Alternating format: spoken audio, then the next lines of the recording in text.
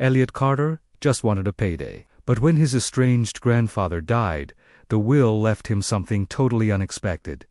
$10 million. To give away, no loopholes, no shortcuts, just a ticking clock, a mountain of need, and one spoiled heir who'd never worked a day in his life. At first, he laughed. Then he got angry.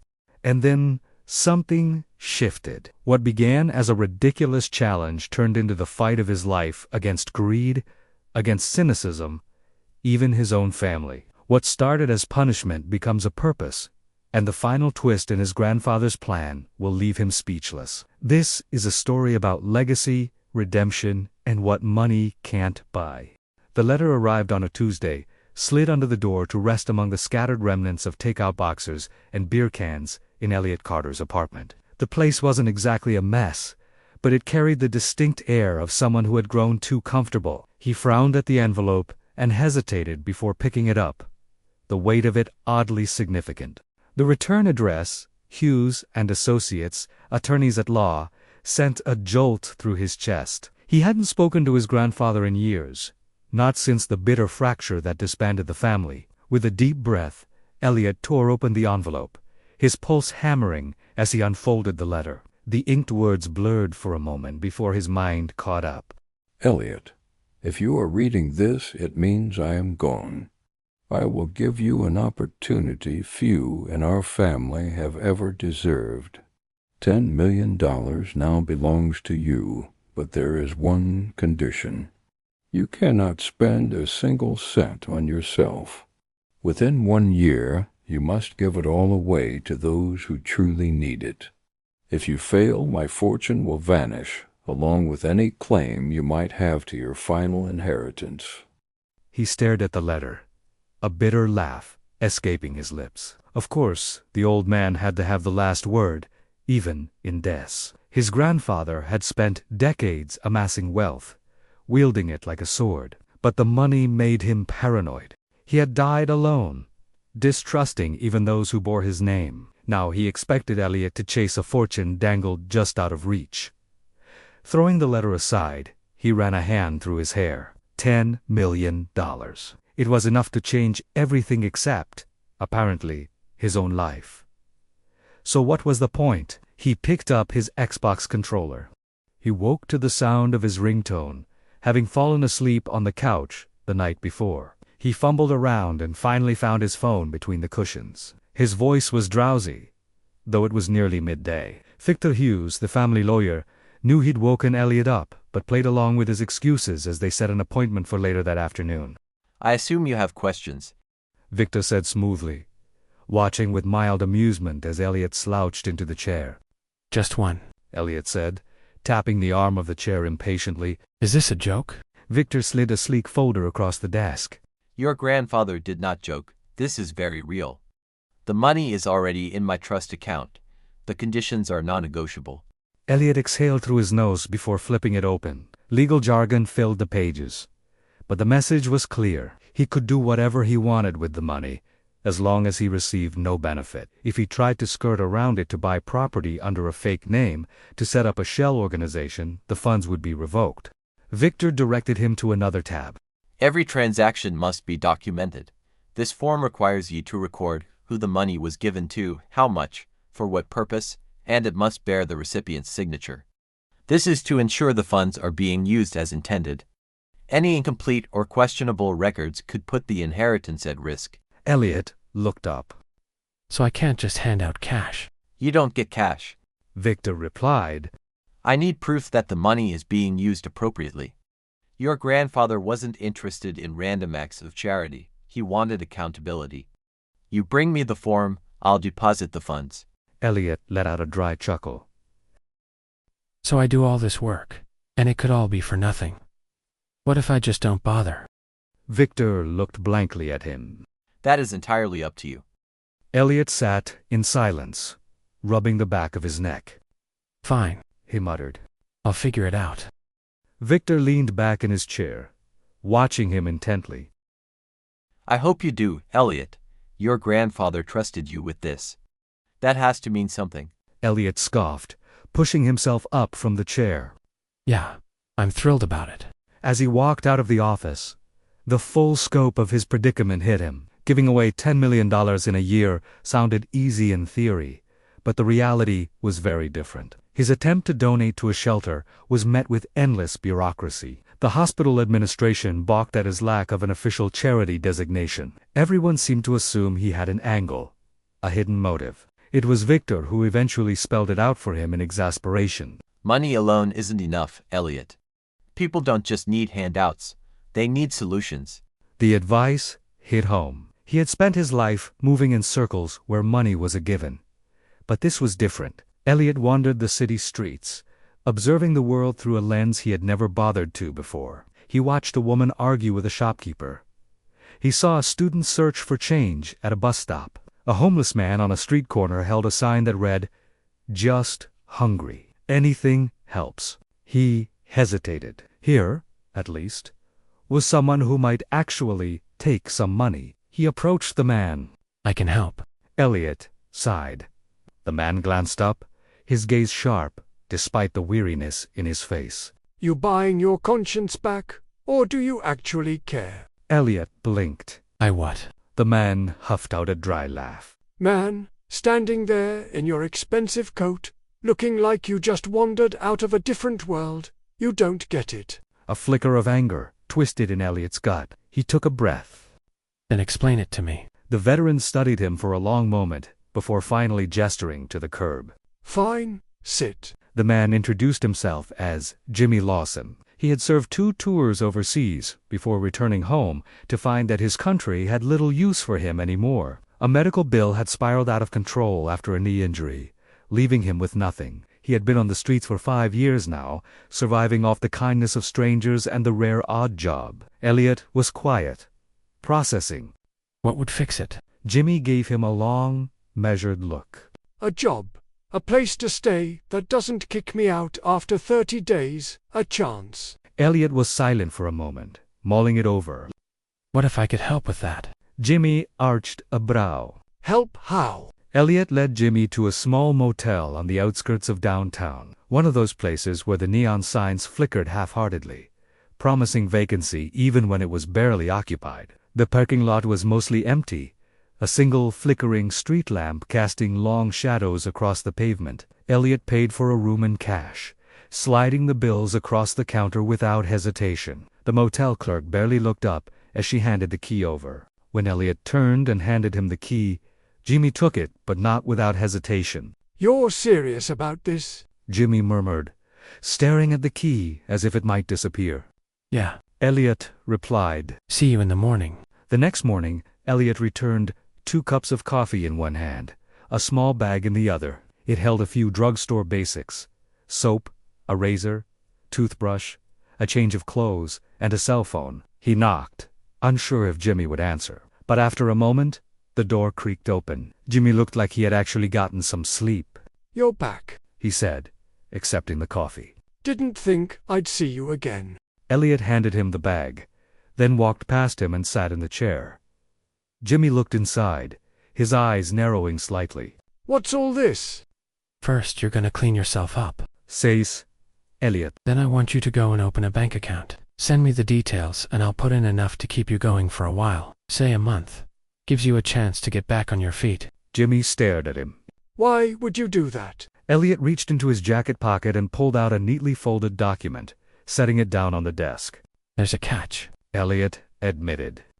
You have to sign this. Jimmy frowned, stepping further into the room. He picked up the paper and unfolded it, scanning the lines. Elliot had filled parts of it in already. His name, the purpose, $5,000 ready to be wired. All it needed was an account number and a signature. Jimmy was quiet for a minute, the only sound in the room the hum of the motel's ancient heater. Then, with a slow, deliberate motion, he signed his name. As the ink dried, something shifted in his expression. A quiet understanding, a realization that this wasn't a trick or a handout. Elliot truly meant to help. Jimmy looked up. All right, he muttered. Guess I better start figuring things out, then. Elliot picked up the sheet. Yeah. Keep in touch. As he stepped out of the motel, Elliot smiled to himself. One down. A hell of a lot more to go. For the first time since this whole ordeal began, he felt something close to satisfaction. It wasn't just the act of helping Jimmy, though that had certainly played a part. It was the realization that, for once, he had a direction, a purpose, and, strangely enough, that was worth more than the millions his grandfather had dangled in front of him. By the time he reached his building, exhaustion had started to creep in. He took the elevator up, stepping into his apartment with a deep sigh. It felt different now. He'd lived his life in comfort, never needing to question it. The apartment had once felt like a statement, a proof of his success, his independence. Now, it felt strangely embarrassing. He sat down on the couch, rubbing his face. He needed to keep moving, keep finding people like Jimmy. He grabbed his notebook from the coffee table and jotted down a few thoughts. Start thinking long-term solutions, job connections, housing programs. Who else needs help? His stomach growled, reminding him he hadn't eaten since early afternoon. He grabbed his coat and decided to hit the diner around the corner. The moment he stepped inside, he was greeted by the comforting scent of fried food. The diner had seen better days. Cracked vinyl booths, a buzzing fluorescent light in the corner. But it was busy enough for this time of night. The low murmur of conversation filled the air. A few night shift workers hunched over late dinners. A couple of retirees nursing cups of coffee. Elliot slid into a booth near the window and barely glanced at the menu before a tired-looking waitress approached. Coffee? She asked, already holding the pot. Her name tag read Maria. Yeah, thanks. He said, watching as she poured. She moved with practiced efficiency, but there was a weariness to her, the kind that didn't go away after a good night's sleep. She refilled his cup again before he even had to ask. And that's when he really looked at her.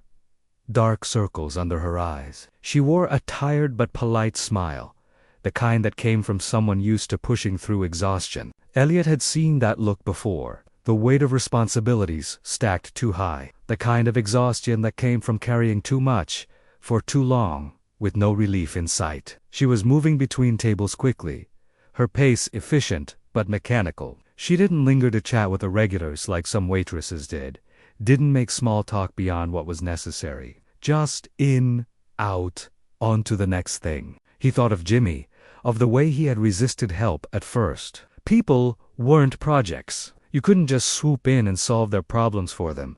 Not if you wanted to do it right. If he was going to help Maria, he needed to understand her first, so he didn't ask questions. He just drank his coffee, tipped a little extra, and walked out the door. And the next night, he came back. At first, it was just about getting a feel for the place. He noticed the same regulars, a group of light shift workers, a couple of retirees nursing coffee refills, a college student tapping away on a laptop. The diner had a rhythm, and Maria was at the center of it. She worked quickly, always with that same polite, practiced smile. But Elliot noticed things. The subtle wince when she leaned over tables, leaning on the counter between customers, stealing any second of rest she could. The exhaustion in her eyes when she glanced at the clock. By the end of the week, Elliot got the picture. She worked late every night. But often she was there in the mornings too, wiping down tables that hadn't seen a soul since she closed the night before. One night, just before closing, her phone buzzed. She checked its side and straightened, returning to work as if the moment hadn't happened. Something weighed on her. He struck up a conversation. Do you ever get a night off? Elliot asked. In another life, maybe. That bad? She sighed. It's fine. My son's in school. Tuition doesn't pay itself. There it was. Son. Tuition. Elliot kept his voice casual. That why you're working so much? Maria hesitated. It's complicated. She didn't elaborate, and he didn't push. He left a larger tip, just enough to see how she'd react. When she noticed, she hesitated, then shot him a look. You don't have to do that. Consider it prepayment for all the coffee I'm gonna need. Maria rolled her eyes, but didn't push the money back. Good. One step at a time. Elliot knew he couldn't spend all his time in the diner. Even if Maria's situation was pulling him in, he had a year to give away $10 million. And so far, he'd only managed a single motel stay. Jimmy was proof that he could do something meaningful. But one success wasn't enough. He needed more. He started organizing. Mornings were spent researching local charities, making calls, and setting up meetings. Afternoons, he visited community centers, shelters, anywhere people might need help. Some of it was frustrating. People didn't trust free money. Directors and organizers wanted assurances. Follow-up meetings, background checks, things he didn't have time for. But there were victories too. He found a small after-school program running out of a struggling community center on the verge of shutting down. A retired couple, Debbie and Ron Parker, gave underprivileged kids a place to study, get a hot meal, and stay off the streets. But funding had dried up, and they were weeks away from closing their doors. Elliot showed up unannounced one afternoon and sat through their daily routine, watching kids filter in and grab peanut butter sandwiches from a folding table in the corner. Debbie, skeptical, narrowed her eyes at him. You looking to volunteer, or are you just here to sneak a sandwich? Elliot laughed. I want to help. She folded her arms. People say that all the time. I have money I need to give away. Elliot said, not bothering to sugarcoat it. I want to make sure it goes to the right places. Ron, the quieter of the two, spoke up. So, what's the catch? No catch. Just accountability. He pulled out Victor's form. This just proves where the money goes, and that you're using it for the kids. Debbie gave the paper a wary look, but took it. Come back tomorrow, She said, finally. if you're serious, we'll talk. The next day, they struck a deal for a $200,000 donation, enough to keep the center running for another 2 years. Debbie signed the form without a word. By the next week, they had hired another tutor and expanded the meal program. That was what he needed.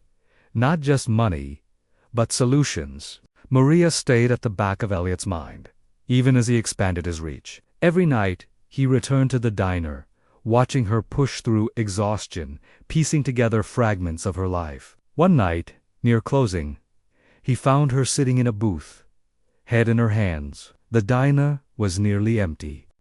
Hey, you okay? He asked. Maria sat up quickly, forcing a smile, but her eyes were red. Yeah, just tired. Elliot didn't buy it.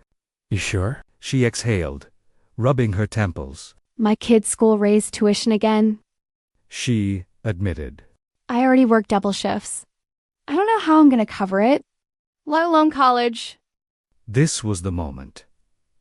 The point where he could step in, but carefully. What does he want to do? Elliot asked instead. Maria blinked. What? Your kid. What's he studying? Her posture softened. Engineering. He's smart.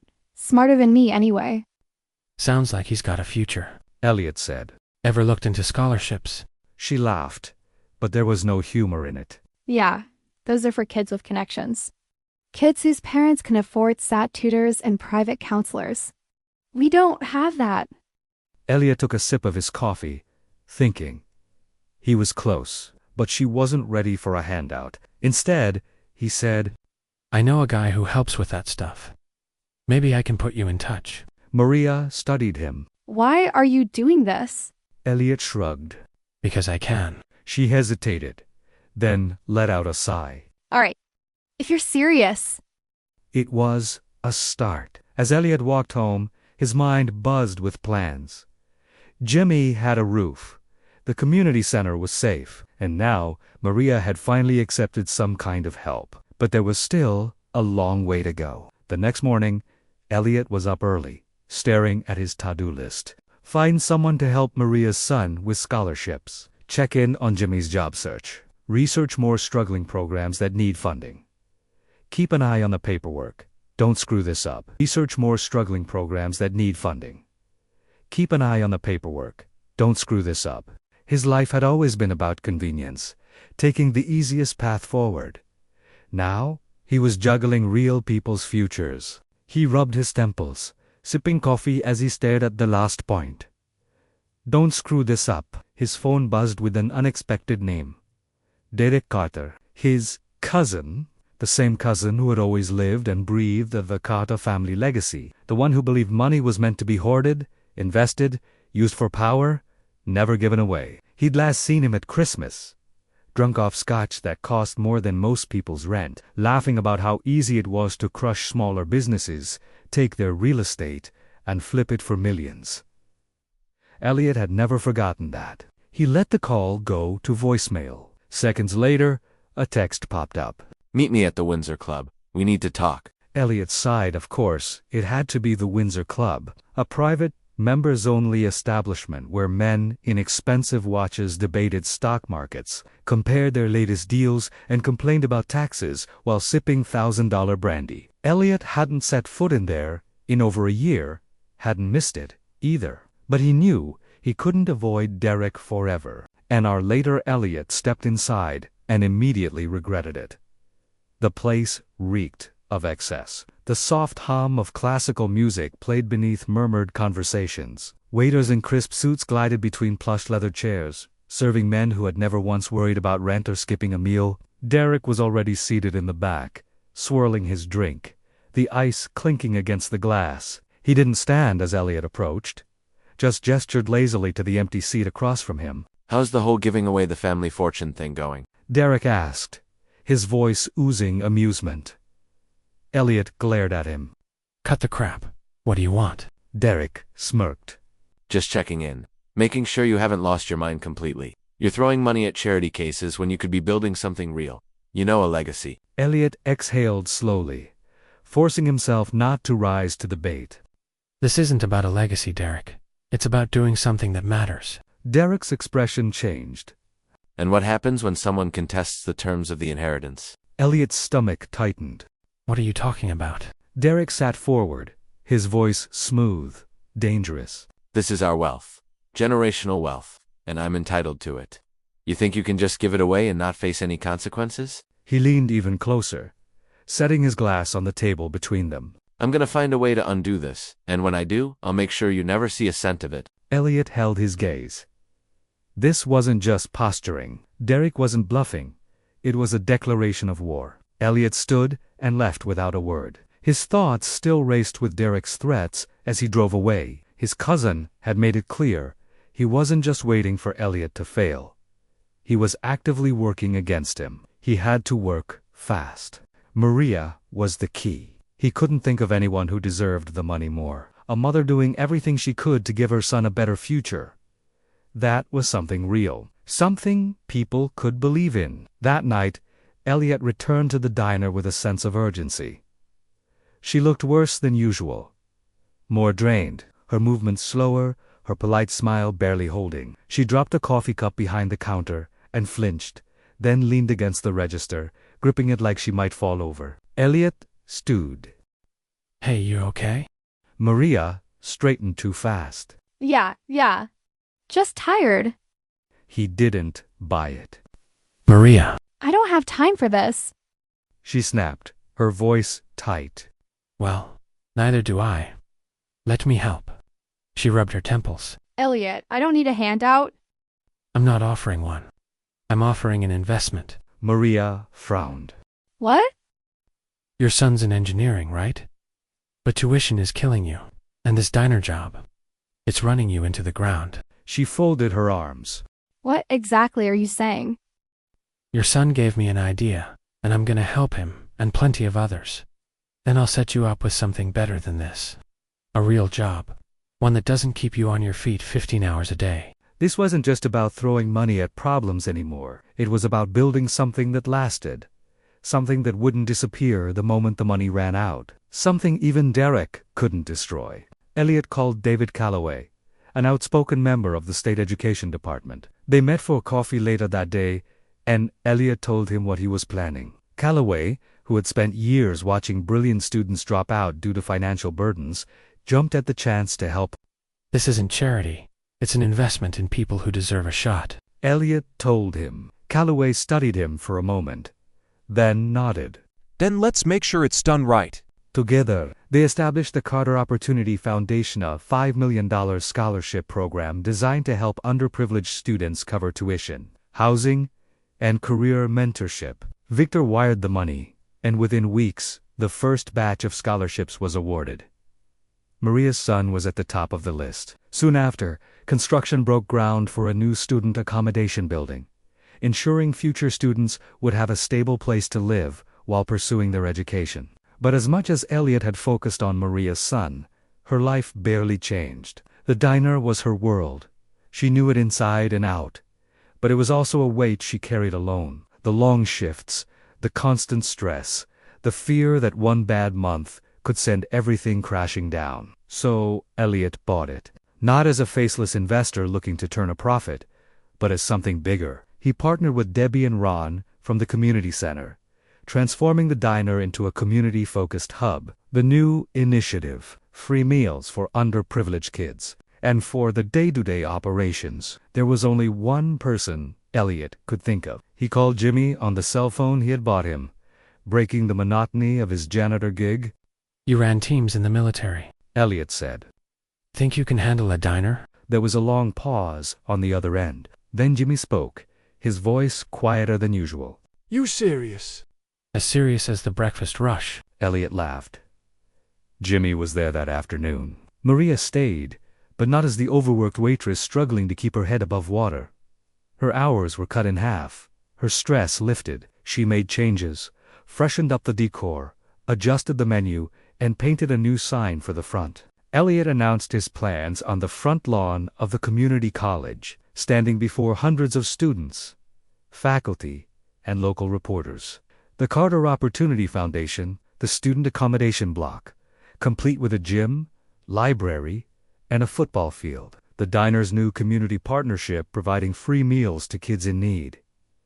It wasn't about him, it was about them. He scanned the crowd, seeing the lives he had changed, and in the back, Derek. Arms crossed, jaw tight, he stalked away, visibly furious. Derek didn't need to say anything. His silence was proof enough. For once, money hadn't won. People had, barely suppressing a grin. Elliot turned his focus to one last piece.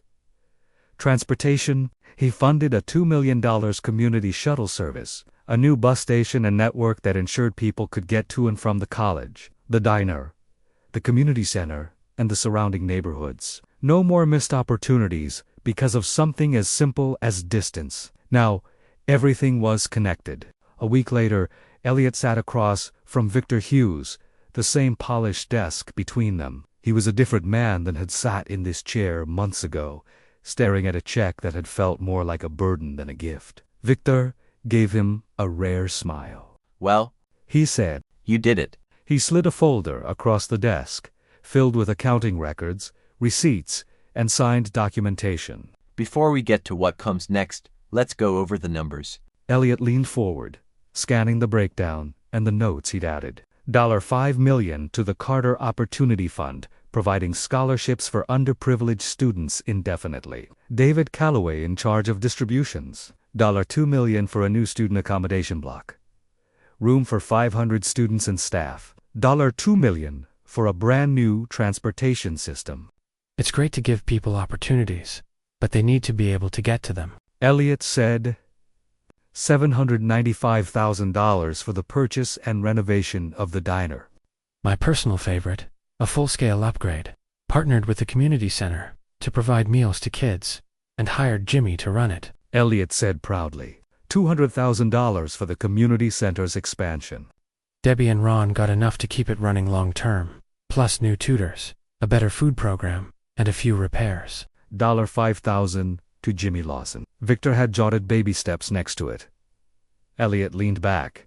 And just like that, it's gone. Victor nodded, but he wasn't looking at the numbers anymore. He was looking at Elliot. You didn't just spend the money. Victor said. You built something. Elliot exhaled, running a hand through his hair. Yeah, and you know what? It actually felt good. Victor allowed himself a small smile. Then I suppose it's time for the final part of your inheritance. Victor handed him a sealed envelope with his name scrawled in his grandfather's handwriting. Elliot stiffened. He had spent months focused on everyone else. He hadn't thought about what this moment would feel like. He began to read. Elliot, I imagine that by now you understand I was never testing your ability to handle money. I was testing your ability to see beyond it, The Carter name has always meant power. But power is dangerous without the right person wielding it. If you're reading this letter, Victor must have decided you are that person. So here is my final gift. You are now the head of the Carter Foundation. Elliot blinked. What? Victor passed him a legal document. Your grandfather left a separate trust, $100 million, but not for you. It's for the foundation to continue your work indefinitely. Elliot's mouth went dry. 100. You're telling me I worked my butt off to spend 10 million, just to end up in charge of 10 times that? He shook his head. Victor smirked. More or less? Elliot stared at the document in his hands. This was bigger than him now. This wasn't just a year-long challenge, or a stepping stone to life in the easy lane. This was his life's work. Later that night, Elliot sat in his old apartment, surrounded by a life that suddenly felt beneath him. His phone buzzed on the kitchen bench. He walked over to see a text from Maria. First full day at the new diner. Feels weird not to be running around like a crazy person, but I think I like it. There was another from Jimmy. Had to tell some kids off for trying to sneak extra fries. We're officially a real diner now. And then a picture from Debbie at the community center. Kids holding up signs that said, "Thank you, Elliot." He smiled. This was it. Not money, not legacy. Impact. His grandfather had given him $10 million to give away.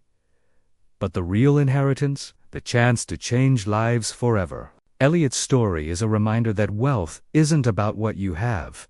It's about what you give. At first, Elliot saw the inheritance as a burden, a test he never asked for. But through Jimmy, Maria, and the countless others he helped, he learned that true wealth is in opportunities, dignity, and second chances. It's easy to believe that real change is out of our hands, that problems are too big or too far away. Elliot had money to give away, but you don't need a fortune to make an impact. You just need to care. So ask yourself, what can you do today to change someone's tomorrow?